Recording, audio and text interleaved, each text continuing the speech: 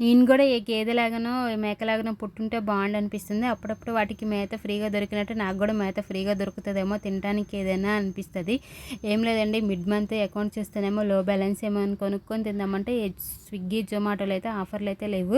అప్పుడప్పుడు అనిపిస్తుంది నాకు కూడా గేదెలాగా డైజెస్టివ్ సిస్టమ్ ఉంటే బాగుండనిపిస్తుంది. డబ్బులున్నప్పుడు అన్నీ కొనేసుకొని నోట్లో పెట్టుకొని నచ్చినప్పుడు నెమరు వేయొచ్చు అని చెప్పేసి ఇంకా కిచెన్ అంతా చూడంగా నాకైతే పల్లీలు అయితే కనిపించాయి. ఈ పల్లీలతో ఏం చేద్దామని అయితే ఒక ఆలోచన వచ్చింది. లాస్టింగ్ అయితే పల్లీలు గుగ్గిలు చేద్దామని మైండ్లో బ్లైండ్గా ఫిక్స్ అయ్యానమాట.